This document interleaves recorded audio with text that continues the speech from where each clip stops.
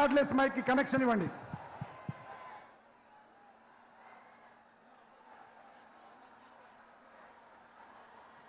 ఒక్క నిమిషం.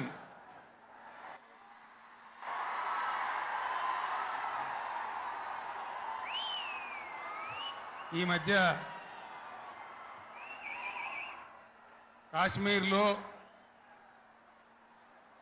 మన దేశం యొక్క అమాయకులైనటువంటి 28 మంది బిడ్డలను టెర్రరిస్ట్ ముష్కరులు దారుణంగా బలి తీసుకున్నారు. కాబట్టి మనం ఇంత పెద్ద సభ జరుపుకునే ఈ సందర్భంలో అందరికీ కూడా ప్రార్థన గోల బంద్ చేసి ఒక్క నిమిషం కాశ్మీర్లో బలి అయిపోయినటువంటి ఆ సోదరుల కోసం మనం నివాళి అర్పించుదాం, మౌనం పాటించుదాం.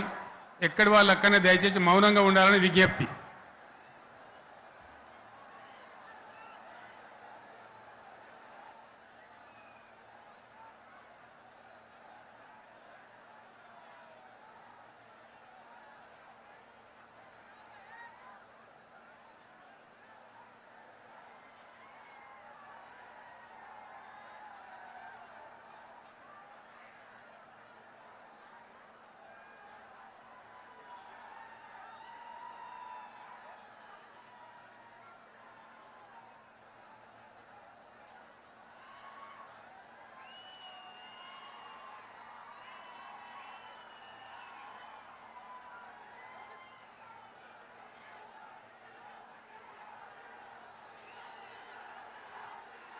దయచేసి కూర్చోండి.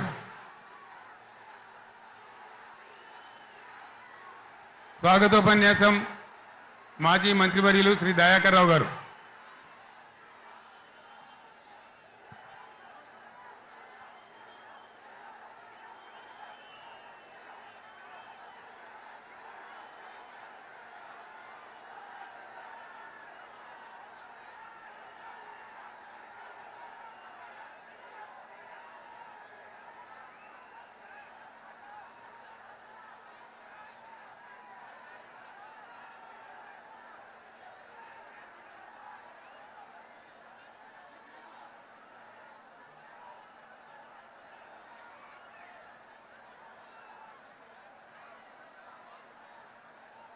భగీరథుడు బీఆర్ఎస్ పార్టీ రథసారథి తెలంగాణ రాష్ట్ర తొలి ముఖ్యమంత్రి పెద్దలు గౌరవనీయులు కల్వకుంట్ల చంద్రశేఖరరావు గారికి బీఆర్ఎస్ పార్టీ రచన సంస్థ శుభాకాంక్షలు తెలియజేస్తున్నా.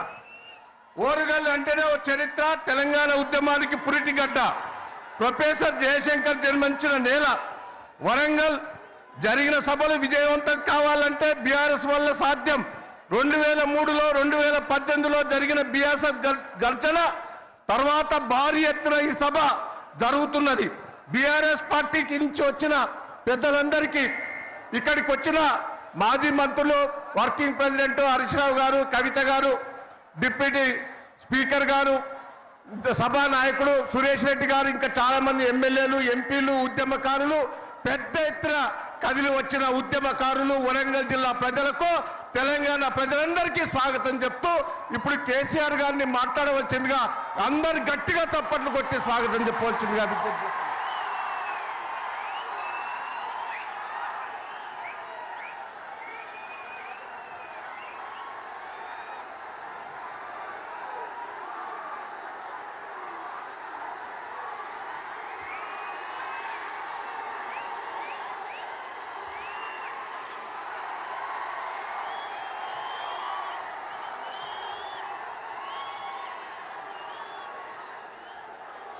గౌరవనీయులు బాలమల్లి సౌండ్ పెంచమన్,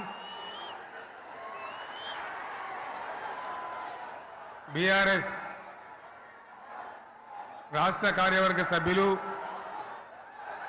జిల్లా పార్టీ అధ్యక్షులు, గౌరవనీయులైన ప్రజాప్రతినిధులు, మాజీ ప్రజాప్రతినిధులు, లక్షలాదిగా తరలివచ్చిన ప్రియతమ కార్యకర్తలు, సైకిళ్ల మీద, ఎడ్ల బండ్ల మీద, పాదయాత్ర పథికులుగా అనేక పద్ధతుల్లో అనేక ప్రాంతాల నుంచి ఈ సభకు విచ్చేసిన ప్రతి ఒక్కరికి పేరు పేరున వందనం, శుభాభివందనం. మీ అందరికీ కూడా తెలంగాణ రజతోత్సవ శుభాకాంక్షలు నేను తెలియజేస్తా ఉన్నాను.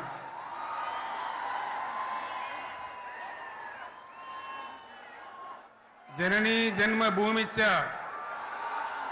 స్వర్గాదపి గరీయసి.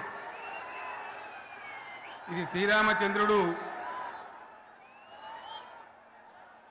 లంక మీద యుద్ధం చేసి రావణ సంహారం చేసి అయోధ్యకు తిరిగి రావాలి అనేటువంటి ఆలోచనలో ఉన్నప్పుడు రాముల వారి సోదరుడు లక్ష్మణుని సహా ఆయన వెంట ఉన్న చాలామంది పెద్దలు లంక చాలా సువర్ణమయంగా ఉంది, అద్భుతంగా ఉంది, మనం ఇంకా అయోధ్యకు ఎందుకు, ఇక్కడి నుంచే పరిపాలన చేద్దామని అంటారు. దానికి శ్రీరామచంద్రుల వారు ఒప్పుకోలేదు. ఆయన చెప్పిన మాట ఏంటంటే, కన్న తల్లిని జన్మభూమిని మించినటువంటి స్వర్గం ఏది కూడా ఉండదు, కాబట్టి మనం అయోధ్యకే తరలిపోవాలని చెప్పి మళ్ళీ అందరిని తీసుకొని అయోధ్యకు రావడం జరిగింది. అదే స్ఫూర్తితోని చాలా గందరగోళ స్థితిలో ఉన్నటువంటి, దిక్కు తోతని స్థితిలో ఉన్నటువంటి, ఆత్మహత్యలకు ఆలవాలమైనటువంటి, వలసలకు నిలయమైనటువంటి ఒక ఘోరమైన ఆపదలో వలసవాదుల విషకౌగిలిలో చిక్కి నలిగిపోతున్న తెలంగాణ రాష్ట్రాన్ని ఎట్టి పరిస్థితుల్లో విముక్తి చేయాలని, స్వరాష్ట్రం సాధించాలని, జననిని జన్మభూమిని మించిన వేరేది లేదని చెప్పి నేను ఒక్కడిగా బయలుదేరి ఆనాడు తెలంగాణ ఉద్యమానికి శ్రీకారం చుట్టడం జరిగింది.